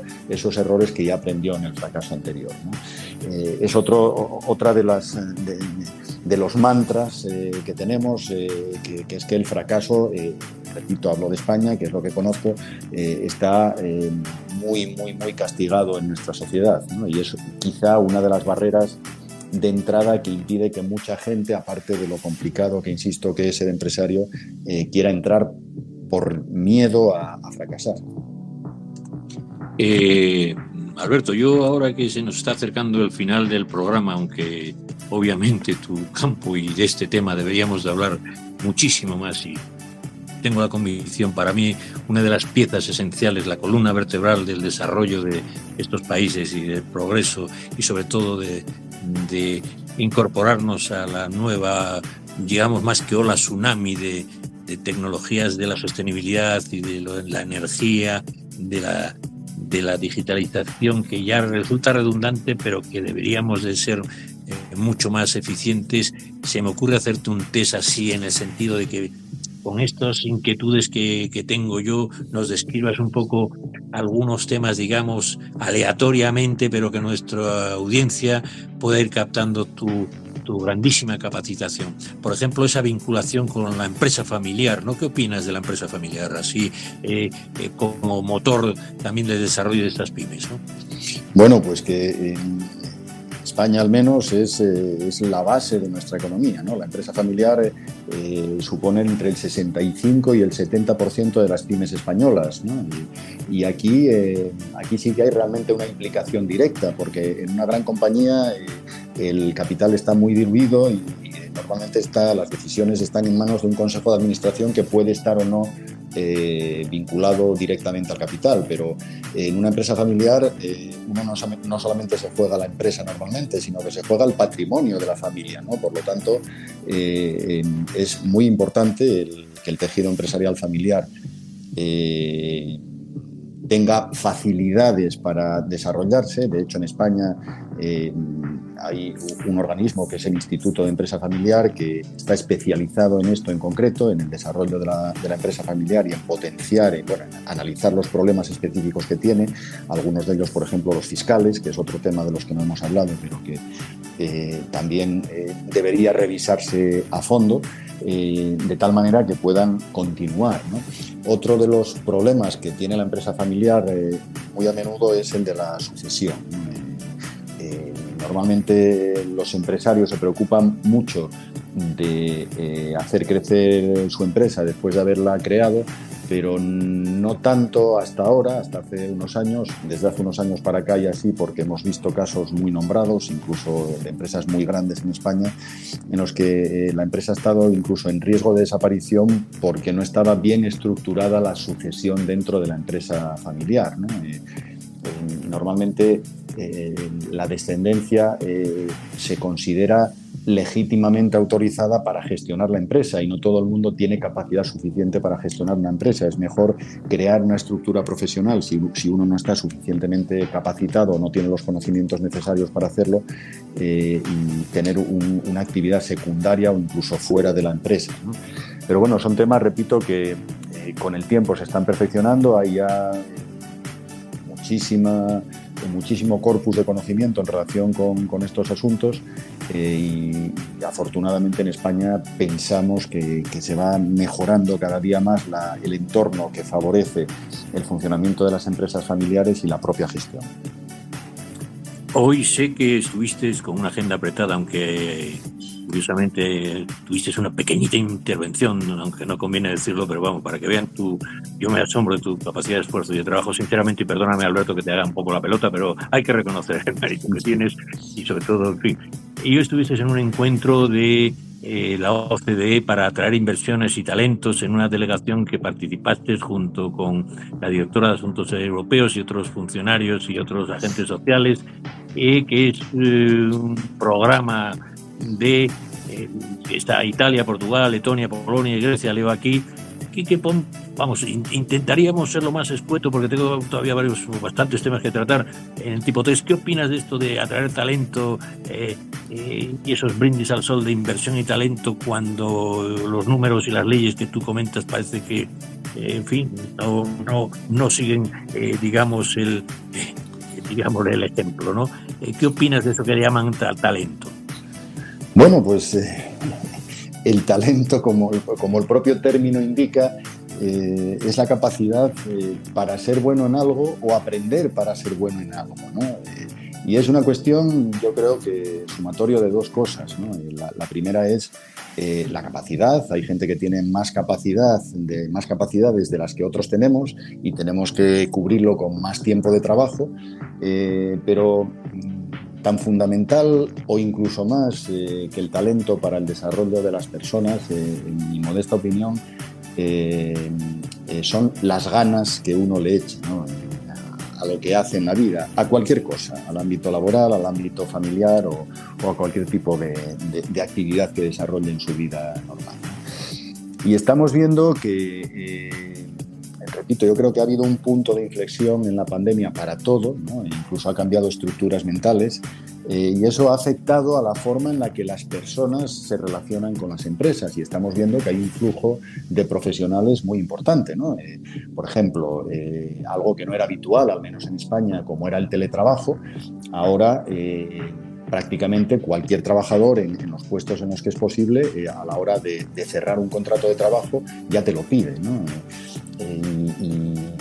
Otra herramienta a la que ya me he referido, que es la digitalización, que nos permite poder trabajar no necesariamente de una manera física en los sitios, y a los sitios me refiero no solo las empresas, sino en los países, como dije antes, pues también está abriendo nuevas oportunidades, ¿no? Como decía antes, esto se trata de estar pendiente de los cambios que día a día, yo diría casi hora a hora, se van produciendo en nuestra sociedad, e intentar entenderlos e incorporarlos a nuestra forma de producir, ¿no? Y en eso es en lo que estábamos. Hay que tener en cuenta que en Europa, y quiero también poner un poco en situación, el esta reunión a la que se refería, pues en Europa venimos de ser una de las zonas del mundo de mayor desarrollo, pero estamos sufriendo una competencia muy fuerte por parte de otras zonas del mundo que no tenían tanto, ¿no? Fundamentalmente de China, pero también con las decisiones que se han tomado últimamente en Estados Unidos, viendo lo que ocurre fundamentalmente con su industria y con el riesgo que han corrido, con algunos acontecimientos que han tocado bases casi incuestionables de la economía americana, pues están haciendo que se replanteen sus políticas económicas, ¿no? Y esto hace que, por ejemplo, haya una ola de no sé si proteccionismo, pero desde luego menos liberalismo comercial del que había hasta hace no muchos años, que nos está afectando a todos, ¿no? Europa, a consecuencia de todas estas circunstancias, que bueno, no podría enumerar aquí en tan poco tiempo, doy solamente algunas pinceladas para poner, como diríamos en España, el toro en suerte, ¿no? Pero Europa está quedándose un poco atrás, ¿no? Y hay determinadas actividades en las que antes éramos muy buenos, muy competitivos, y en las que ahora nos estamos quedando atrás. Y esto hace que regiones como, por ejemplo, Asturias, en la que yo vivo, pues se estén viendo muy afectadas por este tipo de situaciones económicas nuevas o de reconversiones de carácter industrial, ¿no? Lo que hemos hecho, lo que estamos haciendo es compartir con otras zonas que también están en esta situación las problemáticas para ver qué puntos de unión existen y cómo se pueden abordar. Y uno de ellos, obviamente, es el del talento, efectivamente, ¿no? El de cómo podemos acceder al mejor conocimiento posible y a las mejores habilidades posibles para incorporarlas a nuestras compañías, de tal manera que la productividad, a ser posible, no solamente no caiga, sino que se potencie, ¿no? Que podamos recuperar esa productividad que estamos perdiendo, ¿no? Y hemos tocado otro tema también muy interesante en el que aquí América Latina nos lleva muchísima ventaja, al menos de momento, y me explico, que es el envejecimiento, ¿no? Otra de las características de la sociedad española y europea es que está siendo crecientemente mayor, ¿no? Cada vez hay menos jóvenes y cada vez hay más personas en edades, ya no voy a decir ancianas, pero sí próximas, no solamente ancianas, sino próximas a la ancianidad, ¿no? Y esto va a suponer un cambio muy importante en la sociedad española, en la capacidad de producción, en la capacidad de atención a través de los recursos públicos de las necesidades sociales que se generan. Tengamos en cuenta que, por ejemplo, el gasto sanitario de cualquier persona, pues prácticamente el 80% del gasto sanitario se produce a partir de los 65 años, a lo largo de toda su vida, ¿no? Si hacemos una proyección de lo que esto supone en la sociedad española o asturiana, nos encontramos con que vamos a tener un problema muy, muy gordo en los próximos 8, 10, 15 años, ¿no? en la que quizá no tengamos capacidad para atender esas necesidades. Entonces, bueno, al final, repito, el mundo está en permanente cambio, en permanente transformación y ebullición, y hay que estar muy atento con todos los radares encendidos para primero detectar esos cambios que se están produciendo y después intentar también que el impacto que puedan tener sobre nuestro sistema productivo y nuestra sociedad en general sea el menor posible. Pues vamos a intentar seguir haciendo el test, porque yo, como también me apasiona en el sentido de la gran importancia que tienen estas instituciones llamadas pequeñas y medianas empresas y empresas familiares en el tejido productivo de cualquier país, sobre todo de Latinoamérica. ¿Y por qué?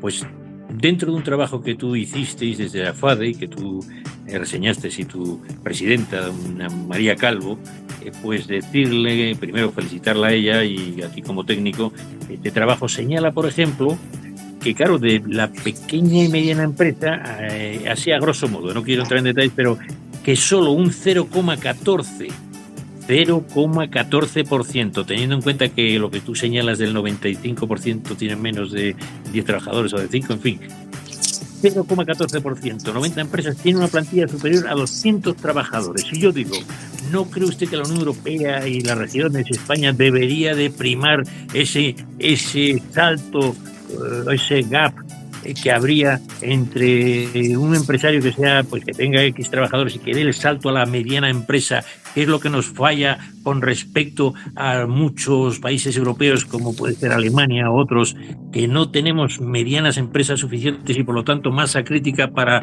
investigación y desarrollo empresarial. ¿Qué crees tú que podíamos instar para que esos empresarios, entre otros me imagino que desanima la presión fiscal y el absentismo laboral, que también me gustaría hablar? Y perdóname, es que me gustaría hacer el tipo test, pero en cualquier caso sabes que tú me llevas muy bien estas preguntas de cabeza múltiple, y yo diría, ¿no crees que es clave que esas pymes se pasen a hacer más medianas e incluso grandes, y que eso debe ser favorecido con algún incentivo de índole fiscal y también, digamos, otro tipo de ayudas para que eso se dé el salto y tengamos tanto allí como acá menos autónomos y pequeñas y micropymes y pasemos a ser medianas? ¿Qué se podría hacer para eso? Sí, bueno, a ver, en España hay unos 3.400.000 empresas, ¿no? De esas empresas, 3.200.000 tienen menos de 9 trabajadores, ¿no? Solamente 169.000 tienen entre 10 y 49 trabajadores. Y 27.500 empresas en concreto tienen de 50 a 249 trabajadores, ¿no? Claro, esto es un problema para nuestro país. Es un problema porque está absolutamente demostrado, incluso matemáticamente demostrado, que aquellos países, por ejemplo Alemania, cuyo tamaño de empresa es mayor, tienen mayores facilidades en todos los ámbitos, ¿no? Y esto a veces no nos paramos a pensar en ello, ¿no? Pero el tamaño de una empresa, aunque suene muy tópico, es muy importante, sí importa, ¿no? ¿Y por qué? Pues en primer lugar porque las empresas pequeñas, por ejemplo, tienden a mostrar una productividad, entendida esta como producción o ventas por ocupado, más baja, ¿no? Esta menor productividad hace que los salarios sean en promedio menores, ¿no?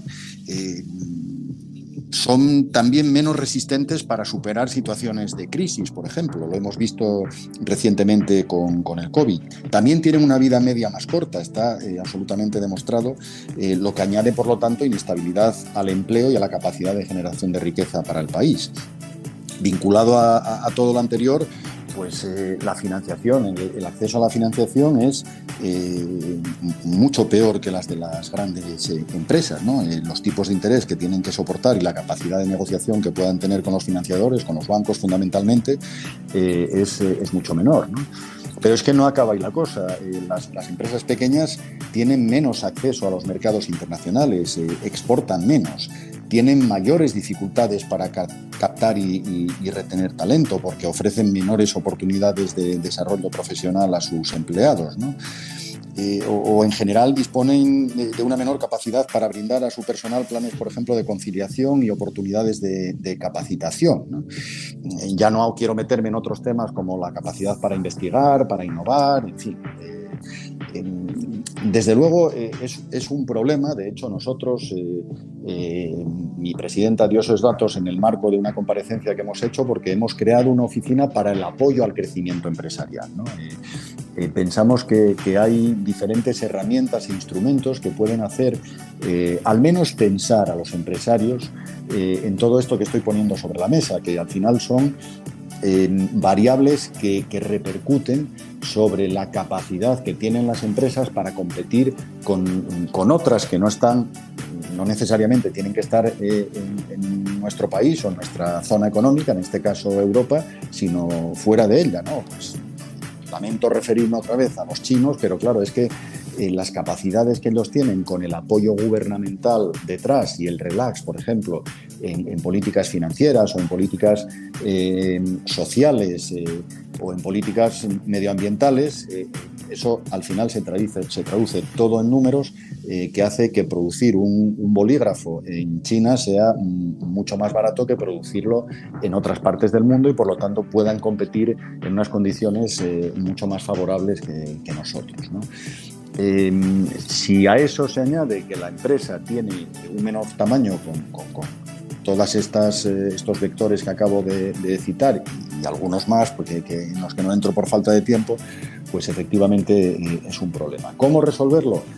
Pues bueno, yo empezaría en primer lugar por la legislación, ¿no? Efectivamente, como bien apuntaba, no puede ser la misma legislación la que afecta a las empresas, al día a día, a las empresas multinacionales o de gran tamaño, empresas de 4, 5, 10.000 trabajadores, que a una pyme de 50, 60 trabajadores, ¿no? Los requisitos burocráticos y administrativos, aunque parezcan cosas menores, repito que todo esto al final lleva euros asociados detrás, ¿no? Tiene un coste que hace que la productividad de la empresa se vea afectada, ¿no? Y luego hay algo que realmente no es digamos, fácilmente definible, ¿no? Ni mucho menos se puede recoger en una ley o en una legislación de manera fácil o sencilla, ¿no? Que es, y enténdaseme bien, el cariño, ¿no? El cariño que se les pueda dar a los empresarios, y ahí retomo lo que decía al principio, ¿no? Hay que poner en valor toda la fuerza que tienen las empresas para un país, ¿no? Hay que empezar a evitar el ponerlas en el disparadero, el ponerlas en el veremos, o el que echarle siempre la culpa de todo. No digo que no haya empresarios y empresarias de este tipo, ¿no? Por supuesto que los hay, como en todos los ámbitos de la vida, pero son una minoría, una excesiva minoría, diría yo, ¿no? La mayor parte de empresarios lo que quieren es que sus trabajadores cobren a final de mes, que sus proveedores cobren los servicios y los productos que le venden, que la empresa vaya creciendo y que tengan capacidad para subsistir, para convertirla en sostenible de una manera creciente, ¿no? Si se le reconociera más a esos empresarios y empresarias esa fortaleza que dan al país y ese esfuerzo que realizan, y no solamente se les reconociera, sino se les facilitara el que las empresas, sus empresas, fueran para arriba y no se quedaran estancadas o fueran para abajo, incluso desaparecieran, pues seguramente la propensión a ser empresario crecería enormemente, ¿no? Me parece extraordinario, y tú has dado ejemplo, y desde tu Federación de Empresarios, no solo de esa oficina de apoyo al crecimiento de empresa, que para mí es clave. Debemos de hacer que esas empresas, pues imagínate lo pequeñita que fue a su debido tiempo Zara, todos los pequeños y todas estas grandísimas empresas que ahora se valoran en billones de dólares y que empezaron en garajes, pues coimá. Tú, además de esta oficina, tienes otras muchas iniciativas, pero se me ocurre esta de desarrollo directivo gratuito con Business School, o esta otra de generación digital pymes, que nos puedes explicar un poquito. Es un poco, pues busca disminuir esa brecha digital y que intenta que estas empresas se adapten y transformen a este gran, digamos, transformación o disrupción económica que viene, ¿no? Podríamos hablar un poquito de esa generación digital pymes y este ámbito que tenéis, desde que creo que son programas, iniciativas de la Federación Asturiana de Empresarios, que tú eres su director general, y que, bueno, que creo que son ejemplares, ¿no? ¿Podrías hablarnos de eso? Sí, por supuesto. Bueno, a nosotros nos gusta trabajar mucho a ras de suelo, ¿no? Pensamos en grande porque es nuestra obligación, hay que ser ambiciosos y, como decía antes, hay que estar muy atentos a lo que ocurre en nuestro entorno, pero después tenemos que ser capaces de esas ideas que tenemos o esos proyectos que concebimos que tengan un impacto directo en nuestros socios. Y prácticamente 99% de nuestros socios tienen menos de 10 trabajadores, ¿no? Entonces también tenemos grandes multinacionales, empresas muy grandes dentro de nuestra federación, en la que hay más de 50.000 empresas asociadas de forma directa o indirecta, pero repito que casi el 99% tienen menos de 10 trabajadores, el 97% tienen menos de 5 trabajadores, ¿no? Claro, cuando a una empresa de este tamaño se le dice que tiene que digitalizarse, lo primero que hace en general es ponerse de canto, ¿no? Como decimos en España, se le ponen los pelos de punta al empresario, porque no sabe si digitalizarse es comprar un ordenador, montar un CRM dentro de la empresa, o simplemente tener un sistema de gestión más evolucionado, ¿no? Lo que nosotros intentamos explicarles a los empresarios es que la digitalización no es un concepto general, no debe ser interpretado como algo general, ni mucho menos deben de tenerle miedo los empresarios, ¿no? Al contrario, lo primero que tienen que hacer es conocer bien cuáles son sus procesos, sus sistemas de organización y sus necesidades, y a partir de ahí conocer también las herramientas que pueden permitirles encarar cada uno de ellos con mayor facilidad, ¿no? Y de esta manera pues estamos haciendo, por ejemplo, desde sistemas de hiperautomatización en complejísimos sistemas industriales asturianos, en los que, repito, ya no se trata de automatización en la producción, sino de hiperautomatización, introduciendo incluso inteligencia artificial, que toma decisiones por sí misma y que va corrigiendo, va incorporando, sacando del proceso de producción lo que necesite en función de la evolución del mismo, hasta con pequeños bares, negocios, tiendas, carpinterías, fontaneros, instaladores, que también son empresarios. Tenemos el concepto de que no lo son, pero también son empresarios, también contratan a personas, pagan sus impuestos, generan riqueza todos los días, ¿no? Para que utilizando, pues, por ejemplo, una Surface o cualquier sistema de gestión tengan mayor control sobre sus gastos, sobre sus necesidades de aprovisionamiento, sobre sus sistemas de relación con su administrador o con su gestor de personal, permitiéndoles ahorrar tiempo y tener mucho mejor organizados sus sistemas, ¿no? Trabajamos un poco a medida, repito, estamos muy ilusionados. De hecho, no tenemos muchos recursos, pero hemos creado un departamento específico dentro de la federación, haciendo un enorme esfuerzo por nuestra parte. Ya tenemos tres personas trabajando en este tema, y nos apoyamos en muchos expertos externos, que son los que realmente tienen el conocimiento y se relacionan con las empresas, ¿no? Nosotros simplemente, repito, informamos a nuestros socios, les sugerimos e incluso escuchamos cuando nos lo preguntan cuáles son sus planteamientos, y les ayudamos a presentándoles las opciones que consideramos que son más adecuadas para sus procesos, ¿no? Y creo que esto es muy importante. De hecho, ahora mismo estamos negociando un acuerdo de concertación social con el Gobierno de Asturias y los sindicatos, y una de nuestras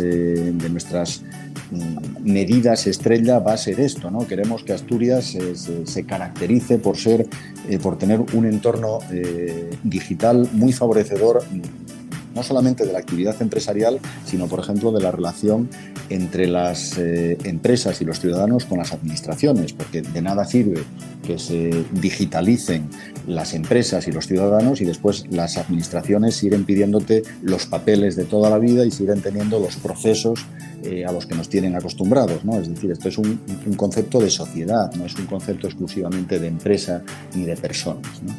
Y estamos trasladando esa cultura, intentando imbuir a la sociedad asturiana de estas ideas, que además tienen una derivada muy positiva, que es que generan mucho empleo, ¿no? En Asturias tenemos un importante ramillete de empresas de tecnología que están empezando a fabricar software propio, y esto pues requiere de personal, requiere de especialización, y es más actividad económica y empresarial que se genera en la región, ¿no? Es decir, es un círculo virtuoso en este caso, y además es que es algo imparable.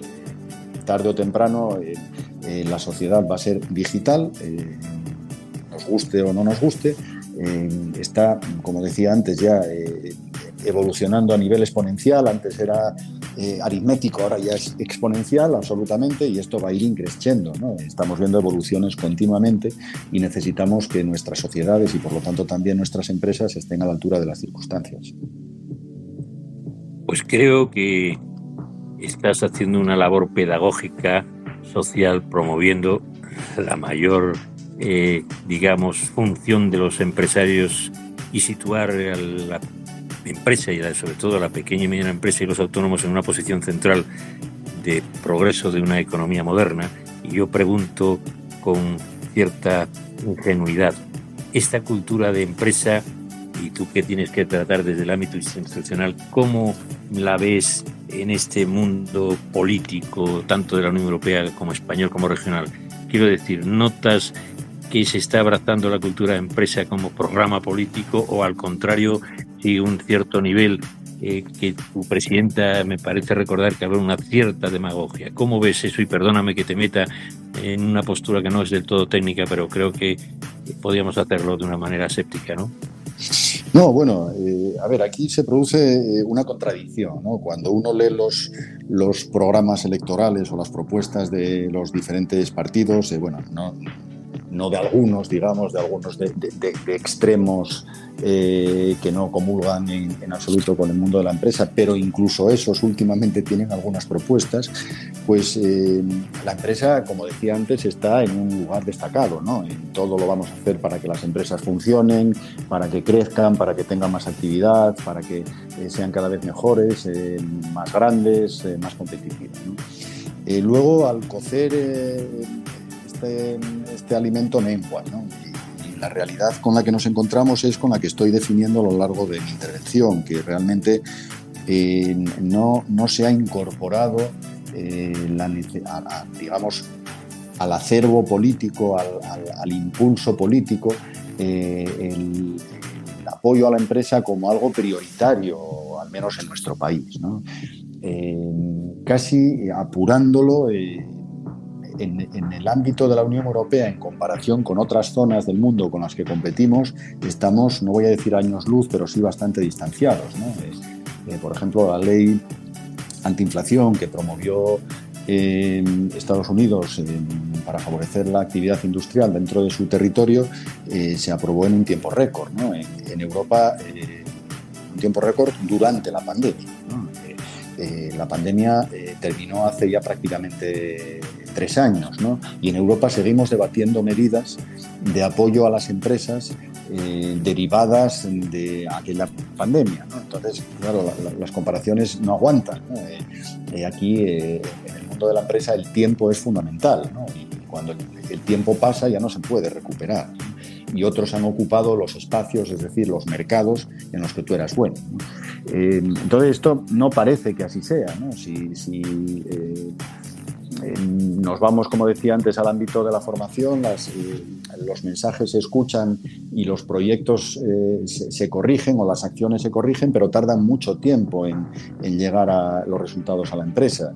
Si atendemos al ámbito de las infraestructuras y de la movilidad, que es otra de las cuestiones básicas en este momento, pues vemos que tardan mucho tiempo en plantearse las inversiones necesarias para que la logística fluya mucho mejor y de una manera más eficiente y eficaz de lo que lo está haciendo en este momento, ¿no? Si nos vamos al mundo, como decía antes, de la fiscalidad que afecta a la empresa o de la legalidad o de los procedimientos administrativos, ¿qué decir? Esto es todavía mucho más lento de lo anterior, ¿no? Es decir, desde el punto de vista práctico, en el debate político la empresa no está en el centro. La empresa es una consecuencia, y normalmente solamente una consecuencia, digo, a la que hay que atender cuando hay un problema, que normalmente es cuando las empresas toman protagonismo, cuando hay una crisis y empieza a haber despidos, o cuando se disparan los tipos de interés y empieza a tener efectos sobre la morosidad de las empresas o los impagos a Hacienda o a la Seguridad Social, ¿no? Entonces, en ese caso, los políticos sí empiezan a temblar, es decir, cuando la caja de las administraciones públicas se ve afectada y las listas del paro se incrementan por cuestiones de crisis, entonces sí nos preocupamos de ella. Pero creo que esto es como la medicina actual. En realidad sería mucho más eficaz si fuera más preventiva que reactiva, ¿no? Con la empresa pensamos que esto es así, no lo pensamos por interés, sino que lo demostramos porque aquellas sociedades, aquellos países que prestan mayor atención y son más sensibles a las necesidades de sus empresas, funcionan mejor. Cuestión diferente es cómo después se reparte la riqueza y qué sistemas hay de fiscales o de redistribución de la misma, ¿no? Pero ese es un tema diferente. Lo que es cierto es que si no se genera riqueza no hay nada que repartir, ¿no? Y quienes realmente generan la riqueza son las empresas. Por lo tanto, es casi una derivada inmediata que lo que hay que hacer es atenderlas y favorecer que haya cada vez más competitivas y más grandes.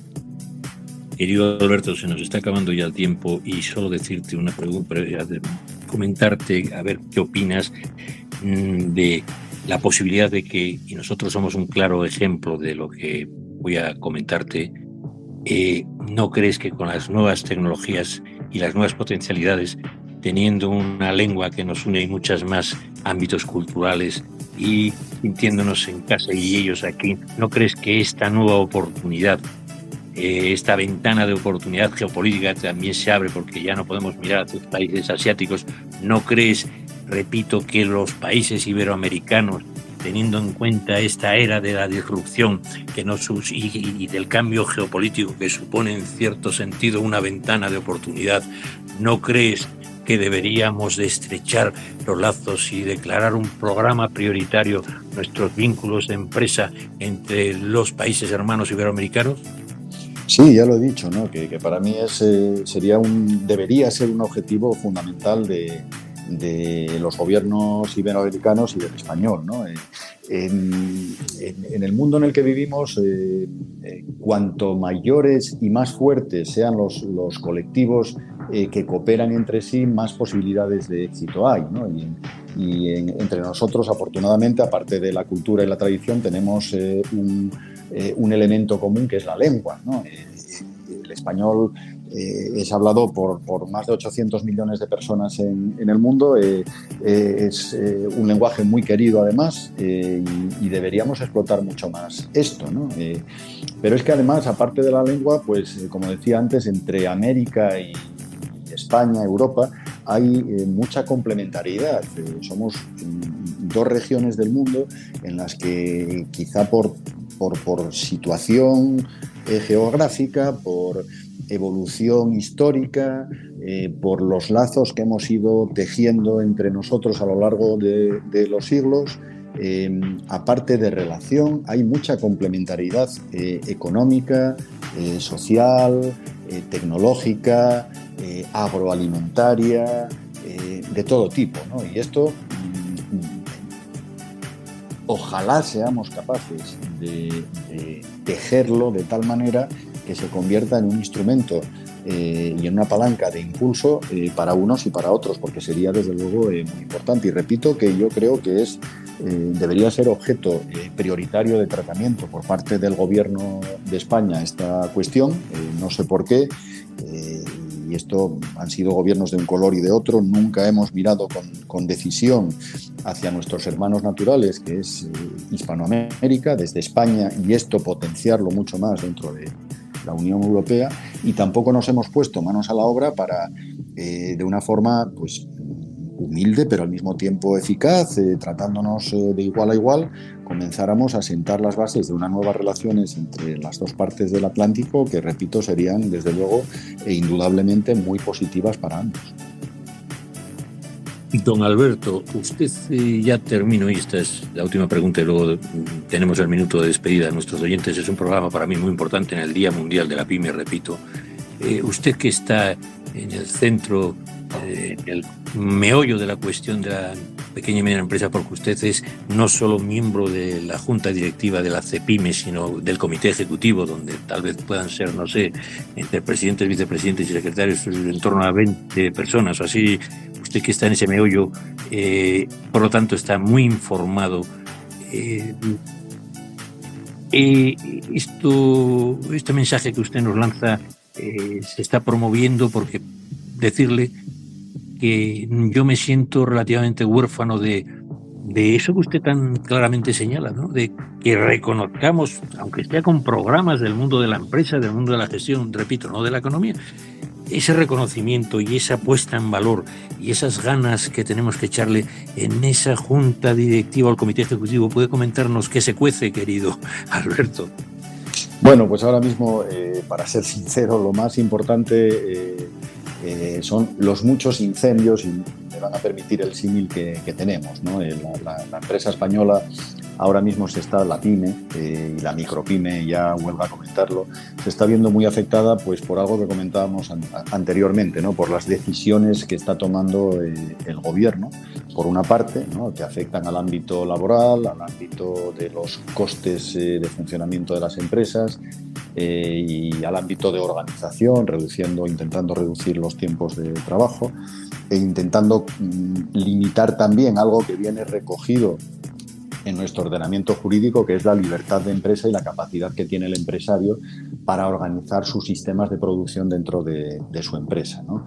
Y esto pues realmente está no solamente preocupando mucho, sino ocupando más a la mayor parte de las organizaciones empresariales españolas que están viendo cómo cada día tenemos un susto, y desde hace bastantes meses ya tenemos medidas que están afectando de forma muy directa y, por desgracia, muy negativa a la empresa española, ¿no?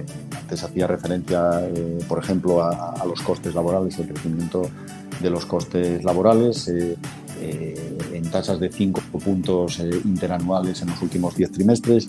Pues ahora, por ejemplo, las tasas de interés a las que tienen que hacer frente las pymes de nuestro país están en máximos desde hace prácticamente 15, 18 años, ¿no? Y esto está afectando de forma muy importante y no estamos viendo que se estén tomando medidas en este sentido, ¿no? O la falta de protección frente a prácticas bueno, voy a decir, poco ortodoxas por parte de competencia extranjera, tampoco están siendo adecuadamente abordadas desde la Unión Europea, que es quien tiene capacidad para imponer limitaciones en este sentido. Entonces son tantos los fuegos que tenemos abiertos que ahora mismo no se está pensando en esto, ¿no? Pero yo la verdad es que por formación y por sistema de trabajo personal, desde hace muchos años procuro compaginar, aunque sea en poco tiempo, los problemas del día a día, de coyuntura, con el cultivo intelectual de lo que pueda ocurrir dentro de algunos meses / años, ¿no? Es decir, siempre hay que hacer algún ejercicio de abstracción, intentando anticipar escenarios y viendo qué oportunidades o riesgos se nos pueden presentar en el futuro, intentar aprovechar unos o evitar los otros, ¿no?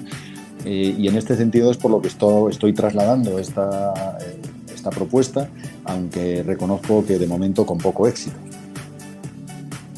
Bueno, pues nadie mejor que usted, y encima creo que eres lo suficientemente joven y también maduro para poder, bueno, con esas ganas que te caracterizan, seguir, ya vamos, impulsando estas estrategias que me parecen que están muy por encima de estas coyunturas, aunque hay que reconocer que apagar incendios no debía ser la labor del comité ejecutivo, pero os obligan a ello, y efectivamente necesitamos, y este programa espero haya servido para esa pedagogía de cultura de empresa que tanto necesitamos, y que hacer comprender, como tú muy bien señalas siempre, que solo creando tarta, haciendo tarta, creando riqueza, se puede conseguir mayor solidaridad, mayor estado de bienestar, o en cualquier caso, solo favoreciendo a la cultura de empresa podríamos tener calidad de vida en cualquier estado moderno.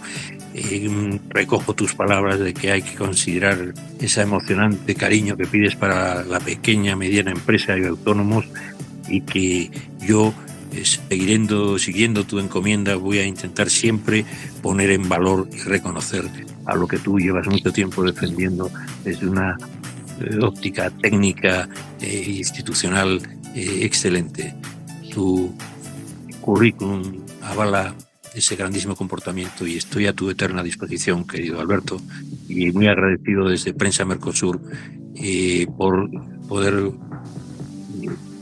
aprender de lo que tú sabes de este mundo.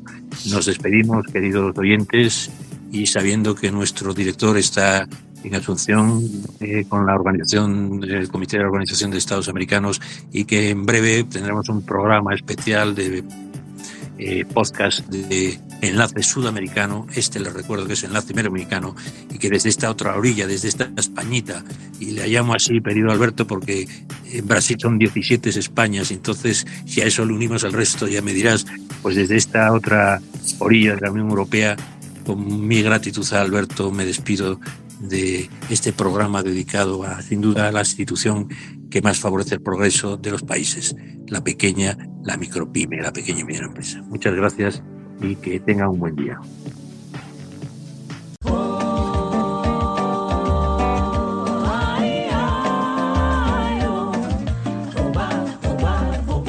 Desde prensamercosur.org presentamos nuestro programa Radio Podcast Enlace Iberoamericano, con base en España y Portugal y con el resto de la comunidad iberoamericana en la Unión Europea. Tenderemos puentes de comunicación e integración con personas y temas de nuestro interés. Radio Mercosur y su Enlace Iberoamericano, presentado desde España por Javier Pertierra, se emitirá los jueves en vivo y en directo. Enlace Iberoamericano, que comenzará a las 13 horas en Brasil, Argentina y Uruguay, 12 horas de Bolivia, Paraguay, Chile, Cuba y Venezuela, 11 horas de Colombia, Ecuador y Perú, 10 horas de México y Centroamérica, 18 horas de España. Escucha Enlace Iberoamericano en la radio y podcast Mercosur de www.prensamercosur.org.